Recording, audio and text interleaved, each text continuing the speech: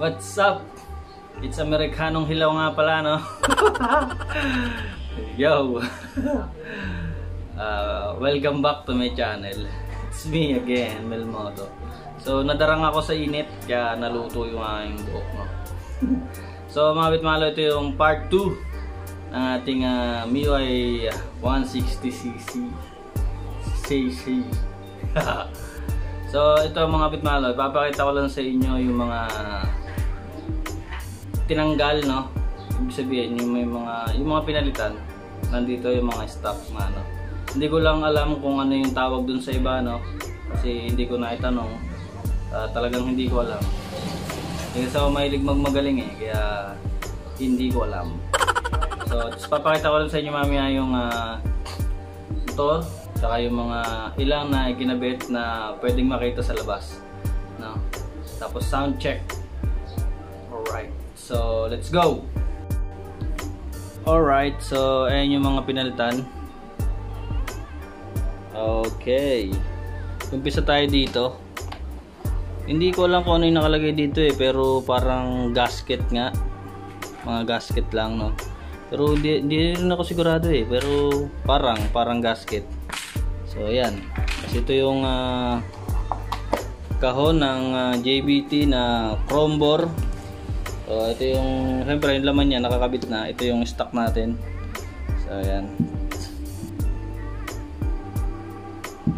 ito yung ating piston stock.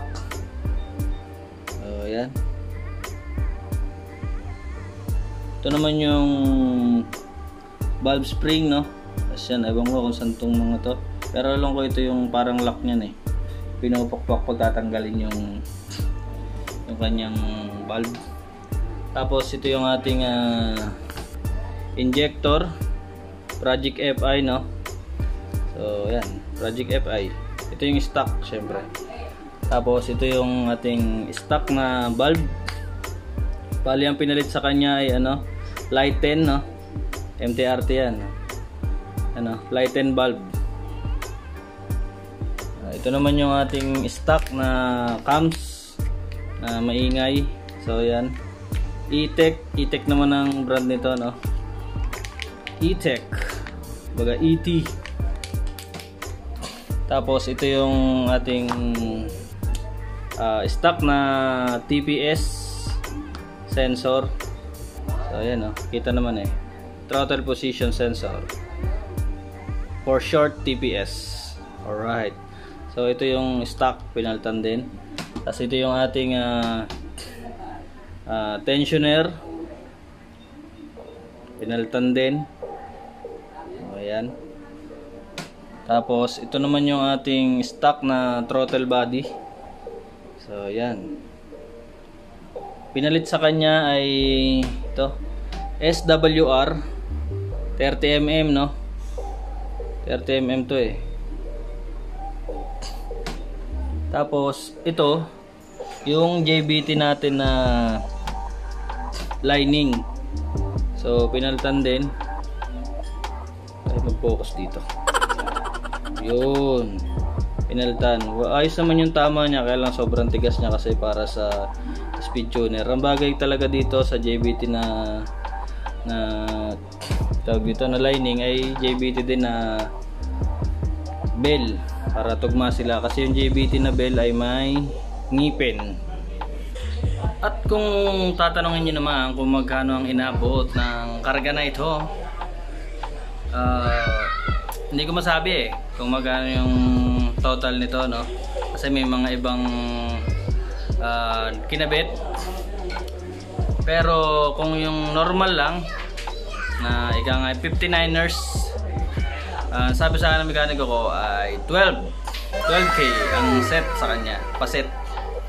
Yun sa akin kasi may mga ibang additional, kaya hindi ko masabing 12. Sa akin na lang yun. So ayan lahat yung mga pinalitan, no?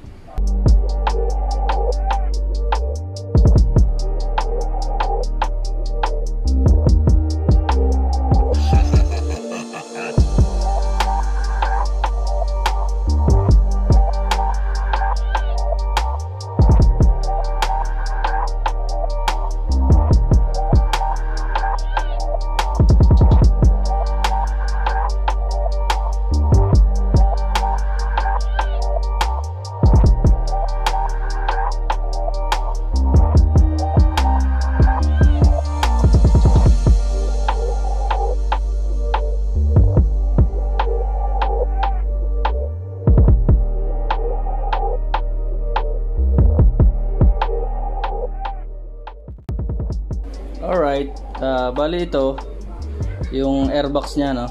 Yan. So papalitan na, ikakabit din natin siya. Tinanggal ko lang kasi tinanggal ko yung hose niya. Ito yung hose niya, di ba, yung nakasalpak dito. Hinugot ko na kasi wala nang gamit to, no, kasi 30mm na yung nakakabit. Masyado nang malaki, hindi na kasya dito.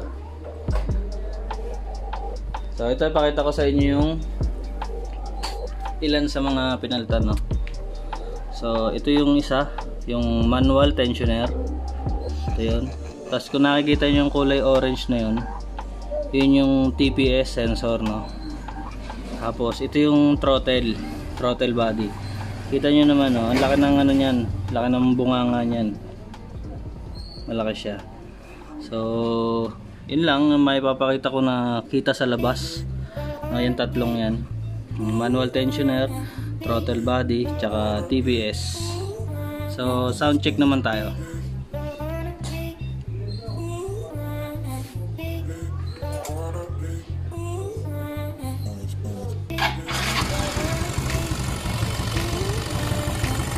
So ito yung ano, no, yung ano ng hangin. Kaya masyadong maingay, no. Pero ito lang naman, kaya gusto ko ibalik yung airbox para hindi siya ganito ka ingay. At kung mapapansin nyo mga pitmalo, wala na yung ano dito, yung Logitech na naririnig nyo nung nakaraan. Wala na, kasi napalitan na siya ng cams, pati bearing yata pinalitan na din. Hindi ko alam kung alin yung may tama, ito yung cams o yung bearing. So okay na, hindi na siya lagi tikin. So ayan, tahimik,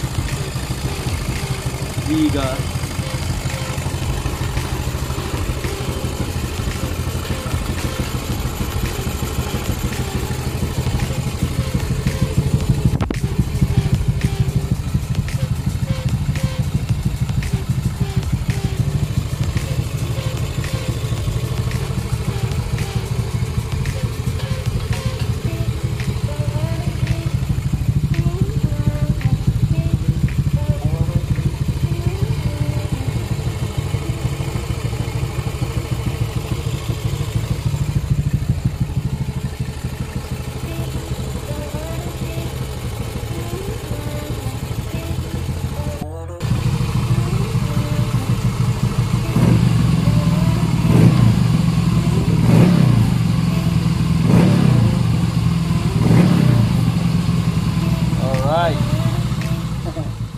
Naikabit ko na.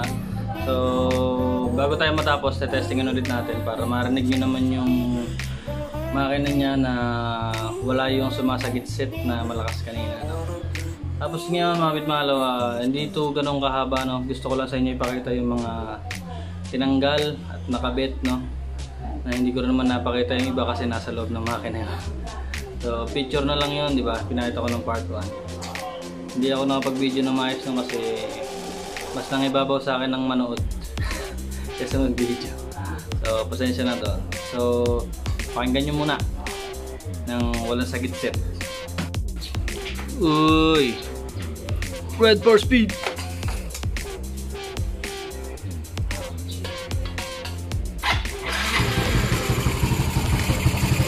So yan, okay na. Yung butas ng airbox, nilagyan ko lang ng tape, no? May sagit-sit pa rin pala. Pero hindi na siguro ganun kalakas katulad kanina, no? So ayan, pakinggan nyo maigi mga pitmalo. Nilagyan ko yung butas ng tape para hindi pasukoy ng alikabok, no? Saka mga buha-buhangin.